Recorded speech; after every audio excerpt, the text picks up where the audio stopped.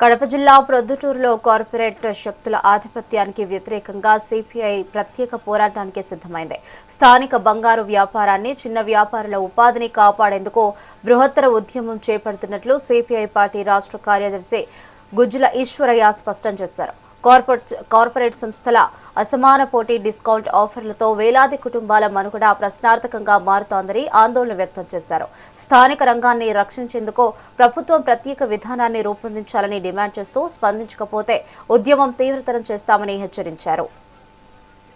వ్యాపారస్తుల యొక్క జీవితాలను చిందనం చేసి వారిని తిరిగి మళ్లీ అప్పుల్లోకి నెట్టేటటువంటి కార్యక్రమానికి శ్రీకారం చుట్టడానికి చేస్తున్నటువంటి ప్రయత్నాన్ని భారత కమ్యూనిస్టు పార్టీ సిపిఐగా ఆ చిన్న వ్యాపారస్తులతో కలిసి పెద్ద ఎత్తున ఉద్యమిస్తాం.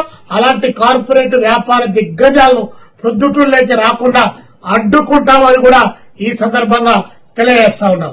అదేవిధంగా పాలక వర్గాలు తెలుసుకోవాల్సినటువంటి, అదేవిధంగా పెద్ద పెద్ద వ్యాపారస్తులుగా ఉన్నటువంటి వారిని ప్రోత్సహించేటువంటి పాలక వర్గాలు తెలుసుకోవాల్సిన అంశం మరొకటి ముఖ్యంగా తెలుసుకోవాలి. ఒకనాడు టొరంటో గాని, గోల్డ్ స్పాట్ గాని ఇక్కడ ఈ కడప జిల్లాలో చాలా అద్భుతమైనటువంటి పద్ధతిలో వ్యాపారం జరిగేది.